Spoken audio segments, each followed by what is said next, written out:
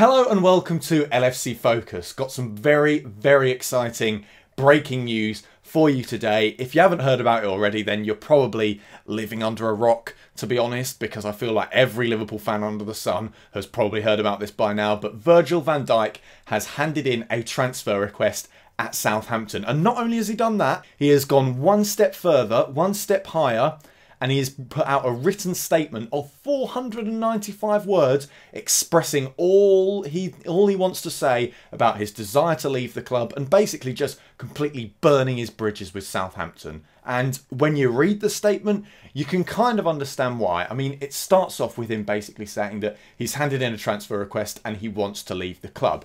But then as the statement goes on, more and more things become apparent that make Southampton look very bad. I mean, first of all, you've got a little bit more inside info on the whole issue with when he apparently refused to train with Southampton's first team and he ended up training on his own. That news that I covered on the channel quite a while back now. But it's turned out that actually he didn't refuse to train at all. And what happened was that he spoke to the manager and representatives of the club and they asked him about his frame of mind. And he basically said that he still wants to leave. He still wants to move on to another club, a bigger club than Southampton. And Pellegrino, the manager, basically said to him that he's going to have to train on his own because he doesn't want players with that kind of mindset training with the first team. And that is all fair and good, really. In pre-season, you want to foster a good atmosphere in the squad. You don't want that kind of thing bringing things down, especially from your captain. But then it also transpires that Southampton fined him 2 weeks' wages for that, which is not very fair or very nice. And that is not the first thing that makes Southampton look bad, because Van Dijk also then goes on to talk about how all of these private conversations he had with club representatives and the manager and everyone working at Southampton, all those private conversations he had, he is very upset about them being leaked. Because obviously we've heard an awful lot about Van Dijk's desire to leave Southampton. It seemed every week over summer we had a news story saying Virgil van Dijk has reiterated his desire to leave Southampton, etc, etc. Deja vu, Groundhog Day, all that kind of stuff.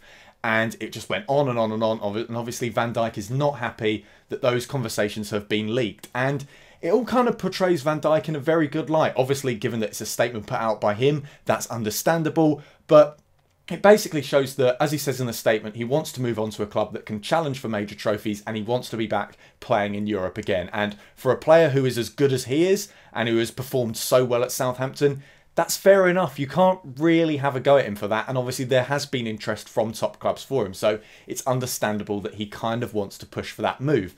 And it basically says that Van Dijk has actually been very respectable about this. He's had private conversations with Southampton representatives where he's carefully reiterated his desire, said he wants to leave, kind of like no hard feelings, but he just wants to move on to a better club so he can sort of fulfill his potential that he has in his short career as a footballer. And basically what Southampton have done is just kind of made him look evil in the press and just kind of said, look at Van Dijk, he's trying to push for a move, he has no respect for the club, yada yada, player power, all that kind of jazz.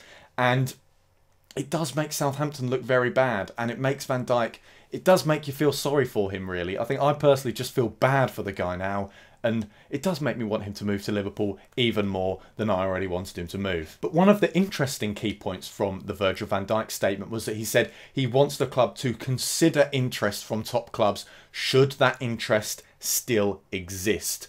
Now, obviously, the issue was that Southampton weren't even willing to consider interest. It was that whatever bids came through, Van Dijk wasn't for sale. Apparently, Southampton were even happy to have Virgil van Dijk just sit in the stands all the way through the season. All they wanted to do was make sure that he didn't actually leave the club, because it comes down to this whole idea that Southampton want to establish themselves kind of in a similar way to RB Leipzig wanted to do, and the reason they didn't want to sell Keita. Southampton want to establish themselves as a top club and not a selling club, because ever since they arrived in the Premier League around 4 years ago or something like that, they've basically sold all of their best players every single summer since then. And Southampton have basically decided they don't want that anymore. They don't want to carry on selling their best players. They want to actually grow and develop as a club. And they want to send out this message through keeping Van Dijk that their top players can't just use player power to try and force through a move, because that's not going to work. But the problem now is that Van Dijk has basically decided that he's going to have to do something drastic. He can't just hand in a transfer request. He's also got to put out this little hate piece about Southampton, this 495 word statement about why they suck.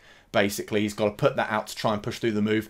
And now it could potentially damage future negotiations and future signings for Southampton, because if they now want to sign players and players look at Southampton and think, well, look at the Van Dijk situation, they didn't handle that well at all. They were just cruel to the player and didn't give him what he wanted when he was very fair, nice and respectable about it. And it could just harm future negotiations and stop Southampton signing players in the near future. So the key thing now is that Southampton change their stance, because as Van Dijk said in his statement, he wants them to consider offers, which is what they have not been doing. And apparently Liverpool will not bid for Southampton. I mean, we might as well sign the whole club given how many players we buy from them. They're effectively a feeder club by now. But Liverpool will not bid for Van Dijk unless Southampton change their stance and say that the player is kind of for sale and that they will entertain offers, because I think they're kind of scarred from the whole Keita situation, where they thought that even though Leipzig said that Keita wasn't for sale, they could just keep bidding and eventually that Leipzig would just give in. That hasn't happened, so now they're waiting for Southampton to actually say the player is for sale before they just start throwing money at Southampton and potentially wasting their time.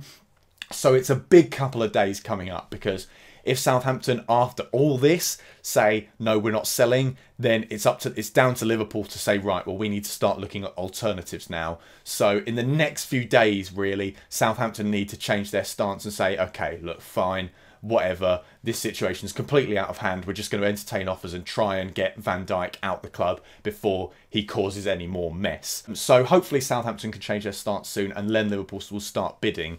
As for the apparent interest from Chelsea, a little bit of that has been made over the last few weeks. Obviously, we know that Antonio Conte is not happy with how the summer transfer window has gone for Chelsea. He looked very disappointed after the Community Shield, and it seems that he does still want to spend a lot of money and bring in some more top players. But the two key things that make me not worried at all about Van Dijk potentially going to Chelsea are Chelsea apparently want to buy him for 50 million euros, 50 million pounds, which is nowhere near Southampton's valuation. Apparently they still value him at 75 million pounds, and that's if they were willing to entertain offers in the first place. So Chelsea don't sound at the moment like they're willing to actually go near the valuation that Southampton have set. And also apparently Van Dijk is still very much hell-bent on going to Liverpool, and that was why we got excited about the signing in the first place, because we thought, yeah, we want Van Dijk, but apparently City and Chelsea are in for him too. They've got more money, they finish higher in the league, so we probably won't get him. But apparently Van Dijk, he wants to go to Liverpool, he wants to be part of Jurgen Klopp's project, he really wants to come here, and that's the whole reason that he's been pushing through for this move. So if you ask me, I'm not really worried about the Chelsea interest, because I still think it's highly likely that Van Dijk, if given the option, will much prefer to go to Liverpool, and I think we are much more desperate to sign the player than Chelsea are. So if it comes to a bidding war, even though, yeah, they've kind of got more money than us because they've got Abramovich and we've got FSG, who are good owners in my opinion. I don't hate them, but they aren't really Mr. Moneybags. They're not like Abramovich in terms of just throwing money at anyone. But I still think we could outdo them in a bidding war simply because we want the player more. So that is all for today's video. Here's hoping that in a couple of days' time, I'll be doing another transfer news video about Southampton changing their stance, or Liverpool putting a bid in, or even just the player being announced on the spot in a couple of days' time. Who knows, but fingers crossed for that. So that is all for today's video, at least. Thank you very much for watching. If you did enjoy this video, why not give it a like? If you're new around here as well, why not hit that subscribe button and check out some of the other videos that have been out in on the channel over the past few days, weeks and months. Apart from that, don't forget to follow at LFC Focus TV on Twitter as well, and I'll see you in a bit. Bye for now.